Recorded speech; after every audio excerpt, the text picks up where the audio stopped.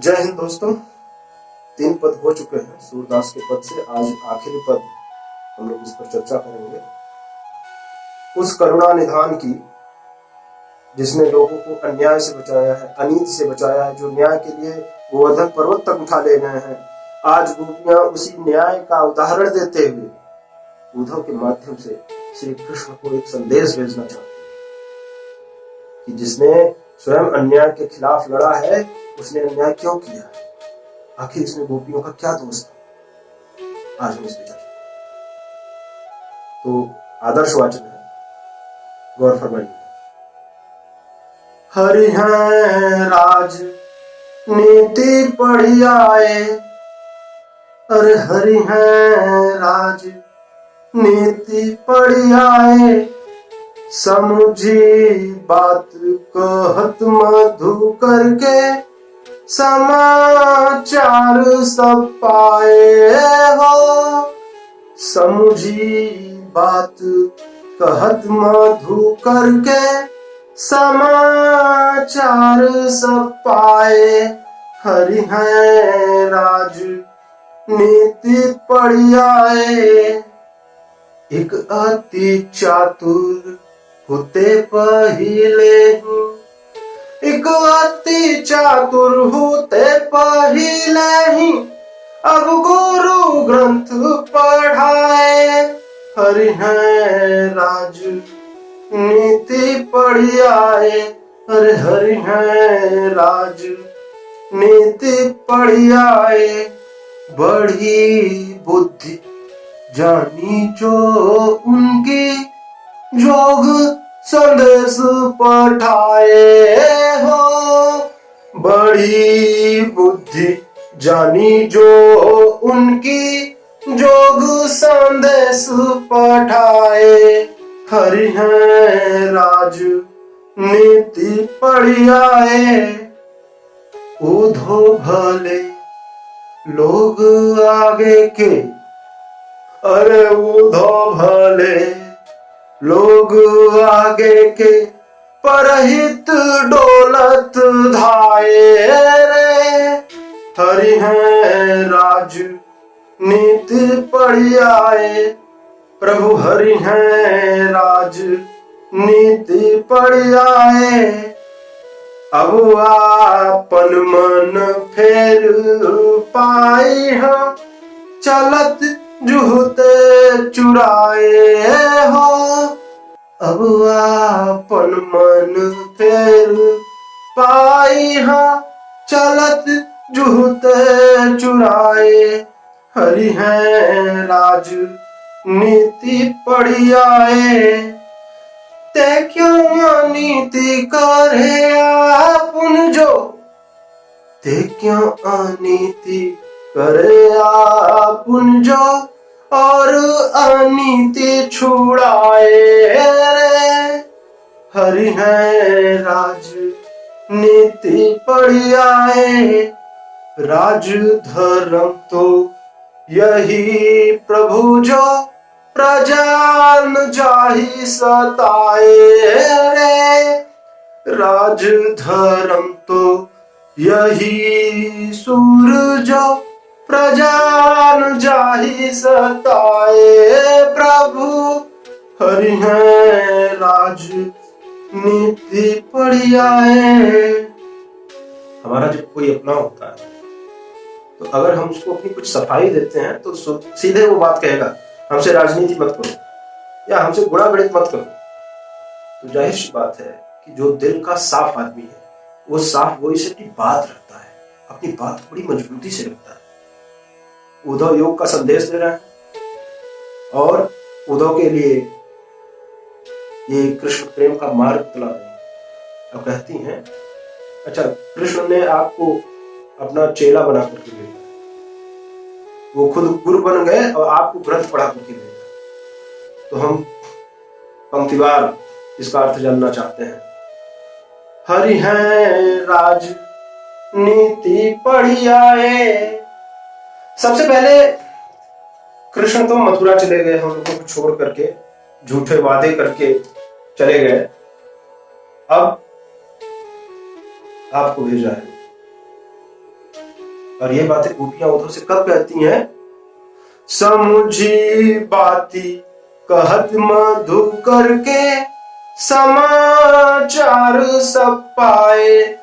देखिए एकदम लोक तत्व की बात कर रहे हैं सूरदास। उनकी गोपियां कैसे बात कर रही हैं? जब भी कोई हमारे यहाँ मेहमान आता है, हमें बड़ी शिकायत होती है अगर उस मेहमान से, तो सबसे पहले उसको पानी पिलाते हैं, उसको खाना खिलाते हैं, उससे हाल चाल पूछते हैं। हाल चाल पूछने के बाद उससे तर्क वितर्क कुतर्क जो भी करना है तब किया जाता है। तो उद्धव जी आए हैं, पहले उन्होंने योग का मार्ग बताया है, गोपियों ने बड़े ध्यान से सुना है, बड़े प्रेम पूर्वक सुना। उसके पश्चात गोपियां अपनी बात रखती हैं। गोपियां अपनी बात रखते हुए उनकी बातों को समझती हैं, फिर क्या कहती हैं? एक अति चातुर होते पहिले ही। अरे वो तो पहले से ही बहुत चालाक थे।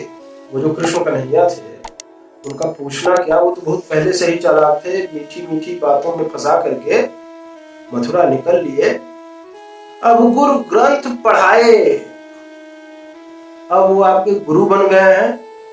योग का ग्रंथ आपको पढ़ा दिया है, अब पढ़ा करके आपको मेरे पास भेज दिया है, हम गोपियों के पास भेज दिया है कि जाओ उन गोपियों को समझा करके आओ। आगे, बड़ी बुद्धि जानी जो उनकी, हाँ समझ रही हूं, जान रही हूं, उनकी बुद्धि बढ़ गई। पहले छोटे थे और धीरे धीरे बड़े हो रहे हैं। किशोरावस्था में वो मथुरा गए हैं, अब उनकी बुद्धि बढ़ रही है। हम लोग जानते कि वो समझदार हो रहे हैं। देखिए यहाँ पर मधुकर जो है उद्धव, मधुकर पे हम चर्चा करेंगे।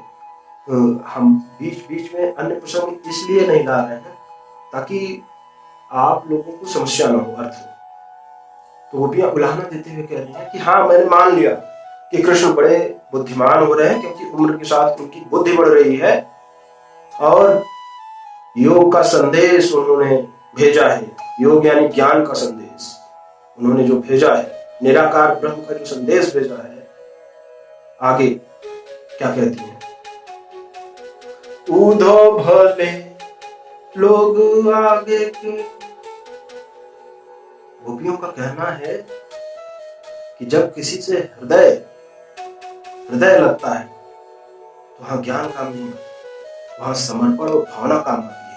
यही कारण है कि जब भक्त नहीं होंगे तो भगवान कहाँ होगा और तेरी मेरी समस्या का समाधान कहाँ होगा। इसीलिए भी कोई ज्ञानी से ज्ञानी पुरुष भक्त के आगे हार जाता है।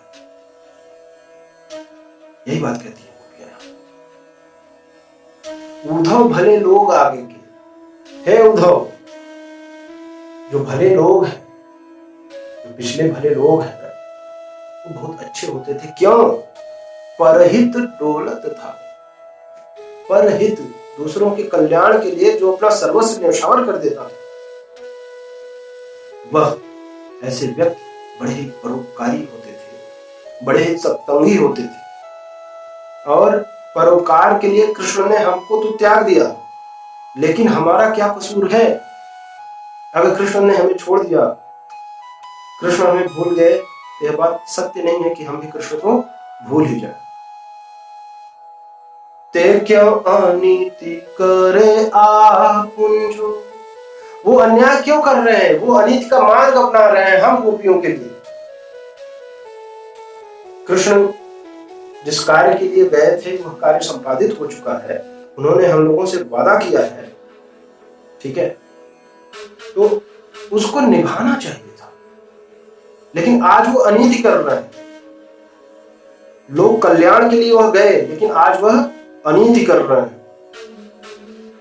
जो दूसरों को पाप मुक्त करता था, जो लोक कल्याण करता था, जिसने पूतना सक्टासुर जैसे विभिन्न दानवों का संहार किया था, आज वही नीतिवान पुरुष हम गोपियों से अनीति कर रहे हैं। हम गोपियां सारी बातों को समझते हैं। राजधर्म भी यही कहता है, राजा का धर्म यही कहता है कि किसी के राज्य में प्रजा को दुख नहीं होना चाहिए। तुलसीदास ने भी बात में कहा कि अगर जिस राजा के राज्य प्रजा को कष्ट है, उस राजा को नर्क में भी जगह नहीं मिल सकती। तो राज धर्म तो यही सूर जो प्रजा न जाहि सताए।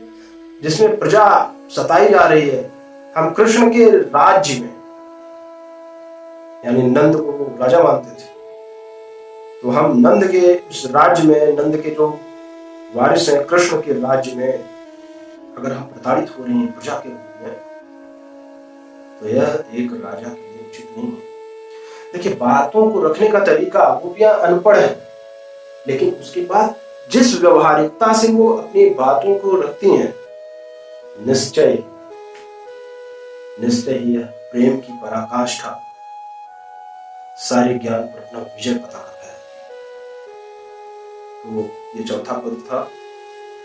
एक एक पंक्ति का अर्थ बताने का प्रयास किया गया है। फिर भी आप लोगों को जो कुछ समझ नहीं आता है, वो हमारे जितने भी छात्र हैं हमारे कमेंट बॉक्स में आ सकते हैं। सैनिक स्कूल के जो भी छात्र हैं उनको मैं फिर भी एक गृह कार्य दे रहा हूँ कि आप लोग व्याख्या अपने हिसाब से करिए। हमसे आप और अच्छी व्याख्या कर सकते हैं और उसको मेरे व्हाट्सएप ग्रुप पर भेजिए। बहुत बहुत धन्यवाद।